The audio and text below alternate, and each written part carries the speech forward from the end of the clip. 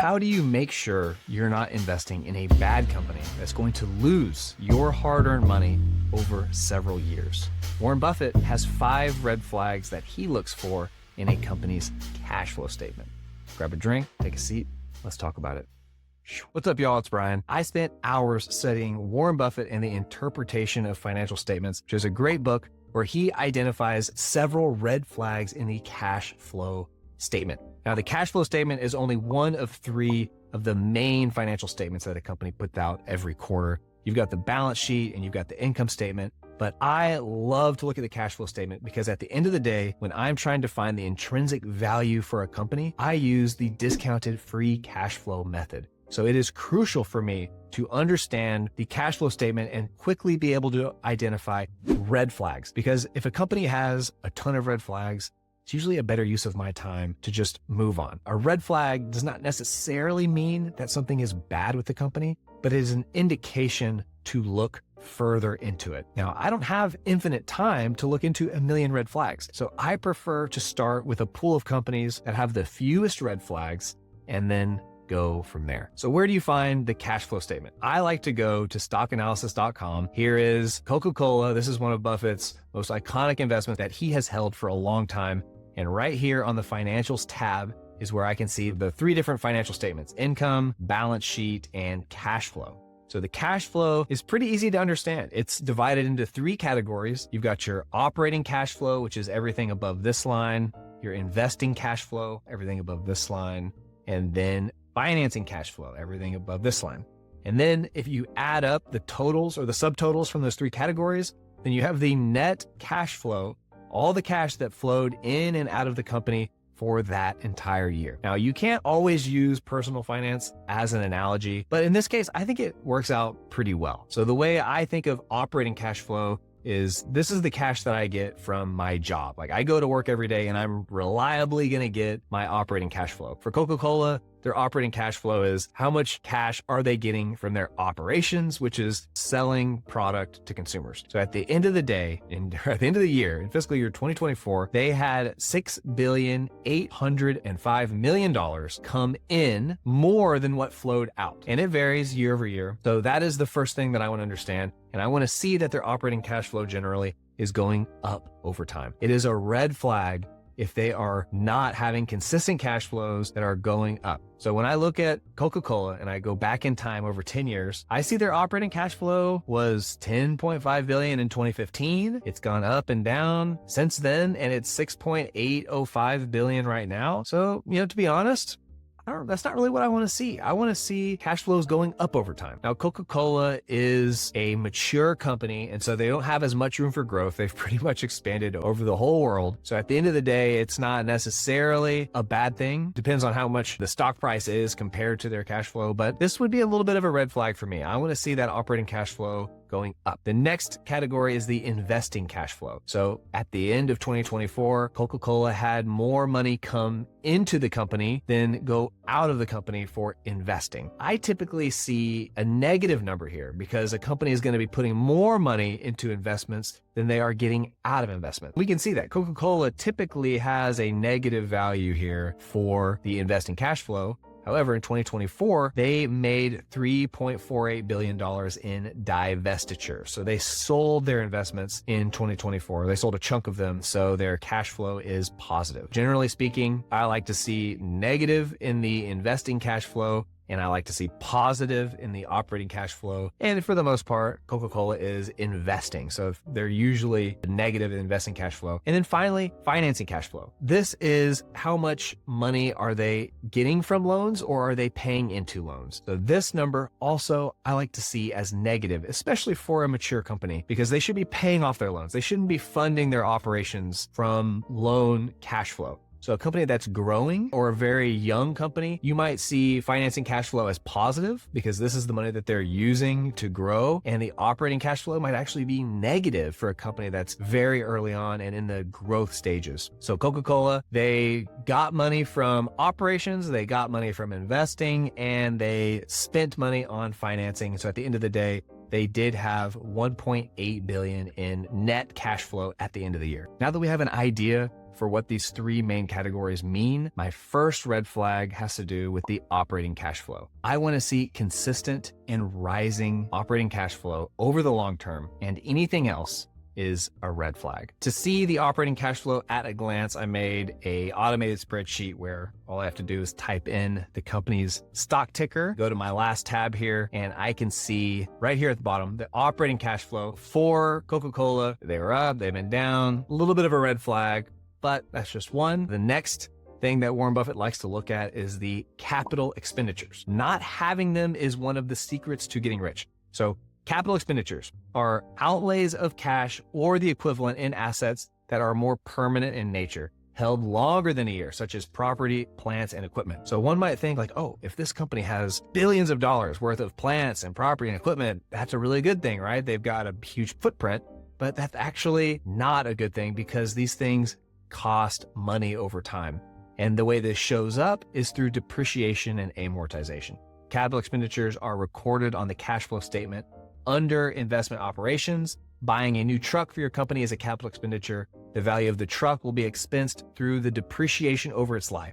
So even though you're not actually losing cash from depreciation, the truck is depreciating and eventually you're going to have to buy a new truck. So the capital expenditures will be for if you're only looking at a truck, you'll have a big capital expenditure and then nothing. And then when you have to replace the truck, you'll have another big capital expenditure. Or you can look at the depreciation and it smooths that out over time. You depreciate the life of the truck year over year over year. So if I go to Coca-Cola right here, operating cash flow, this is not in the operating cash flow section, below operating cash flow and above investing cash flow.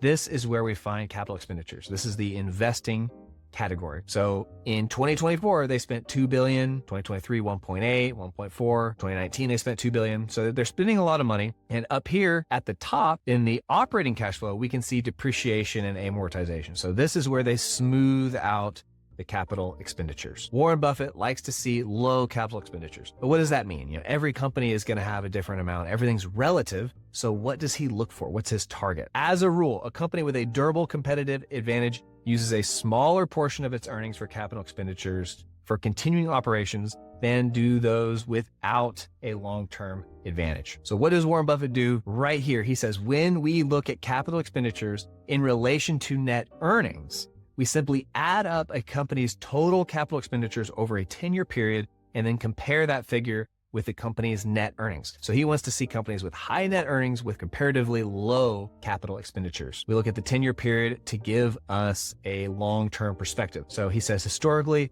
durable competitive advantage companies use a far smaller percentage. And then he gives some examples here. Wrigley uses 50%, Altria uses 20%, Procter & Gamble 28%, PepsiCo 36%, etc. Warren has discovered that if a company is historically using less than 50% of its annual net earnings for capital expenditures, then that's good.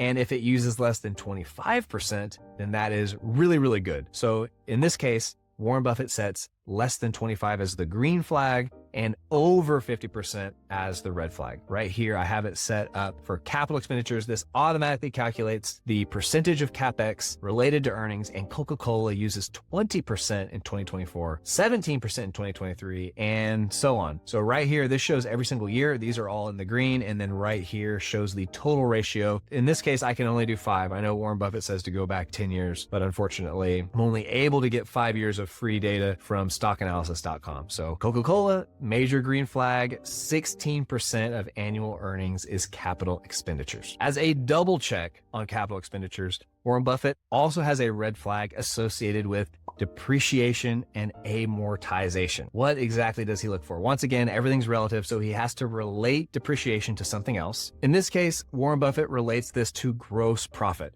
So if we go to the income statement, we can see the gross profit right here. In 2024, 28.7 billion. And then the depreciation is 1 billion. So for Warren Buffett, anything less than 10% is a green flag. Less than 10% of a company's gross profit going to depreciation.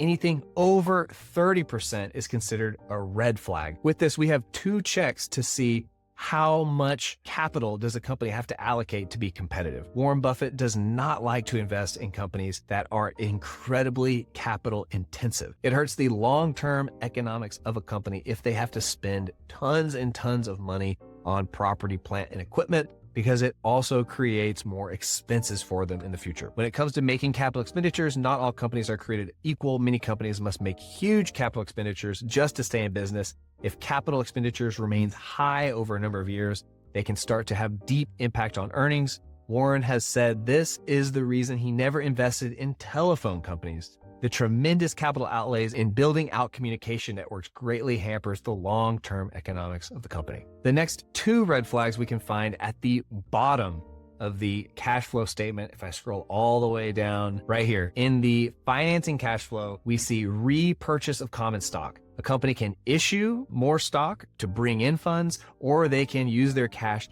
to purchase stock back. So I love, and Warren Buffett loves to see the repurchase of common stock, because it increases the slice of everyone's pie. If I buy one slice of pizza, it doesn't matter how many slices there are, I only get one slice. I'm gonna be really happy if I find out that we're only slicing this pizza into 4 pieces. Each slice is huge. But if I get to the party and there are 30 people there and this one pizza is gonna be sliced into 30 pieces, all my slices are smaller. So stock buybacks are like removing people from the party. If I go to the party and there's 30 people, I might say, hey, I'll pay you $5 for you to leave. That way there's fewer slices of pizza. Kind of a weird analogy, but I guess it works, right? So fewer people at the party means everybody gets a bigger slice. Warren Buffett likes stock buybacks more than dividends, because whenever you get paid a dividend, you're forced to pay taxes on that dividend. Whenever a company buys back shares, everybody's share price goes up, but you don't have to pay taxes on that until you sell your shares. Warren Buffett says his tax-free way to increase shareholder wealth. Companies that have a durable competitive advantage working in their favor make a ton of money, which creates the lovely problem of having to do something with that cash. And if they don't want to just sit on it, they can reinvest it in the business or find new businesses to invest in. So in this case, Warren loves to see stock buybacks. The shares outstanding are automatically calculated in this graph right here. So in blue, these are the total shares outstanding. In 2020, Coca-Cola had 4,323,000,000, and in 2024, they had 4,320,000,000. So they only knocked off 3 million shares. And in red, this is the percent change. So at a glance, you can see that they issued a little bit of shares here. They bought back a little bit of shares here. So Coca-Cola doesn't really get the green flag in terms of share buybacks, but it's not really a red flag either, because they're not having to issue tons of shares. The final red flag that Warren Buffett looks for has to do with a company's free cash flow, and specifically, he is analyzing a company's liquidity. Generally, the way most people look to see if a company is going to have liquidity problems is they look at the current ratio.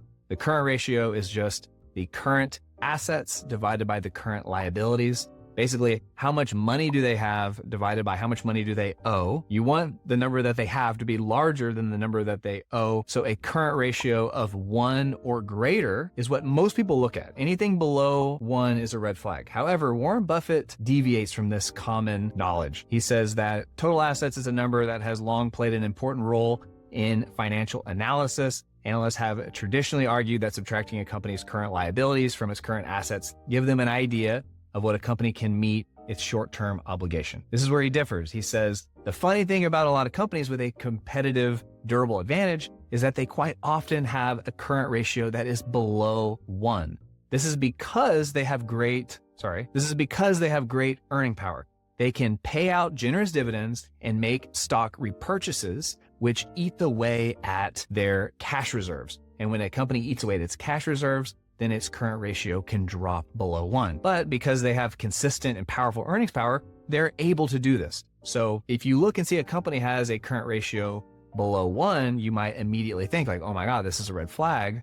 But in reality, it could mean the exact opposite. It could be that this company is really good. So how do I account for this? This is where free cash flow comes in. The free cash flow that a company generates is the amount of money that it has left over to expand, to pay dividends, to repurchase shares, to pay off debt, or acquire other companies. This is the cash that's left over that basically gives me money. This is my return at the end of the day. So what I like to do is I like to take the current assets and add the free cash flow and then divide by the current liabilities. And if that ratio is still below 1, then that is a red flag, because that means that a company does not have the current assets and they're not likely to have enough free cash flow to pay for their current liabilities. The way I show this in my automated spreadsheet is with this row right here called adjusted current ratio. And Coca-Cola, which is the company we're looking at, has all green flags. It is always above 1. And this is further supported if I go to Coca-Cola's financials. I can go to their cash flow statement, look at their free cash flow, and see that they are commonly between 4 and 11 billion in free cash flow every single year. And when I compare that to their balance sheet and scroll down here to their total current liabilities, I can see the current portion of long-term debt. Since free cash flow commonly goes to pay debts, a lot of times I'll compare that number to the current portion of long-term debt plus the short-term debt, which is about $2.1 billion. So Coca-Cola easily has enough to cover their long-term debt obligations and their short-term debt obligations from free cash flow alone. However, if I do see a company that does not have enough free cash flow and current assets to cover their current liabilities, then that is definitely a red flag and a major risk of having to pull out even more debt and dilute shareholders even more. If you enjoyed seeing the red flags that Warren Buffett uses with the cash flow statement, then you are definitely going to want to see the red flags that he looks at with the balance sheet and the income statement. The cash flow statement is only a third of the total picture. If you want to see all the red flags, which I have calculated right here on my automated spreadsheet, be sure to check out those other videos. You can see the latest one right here, and I will catch you on the flip side.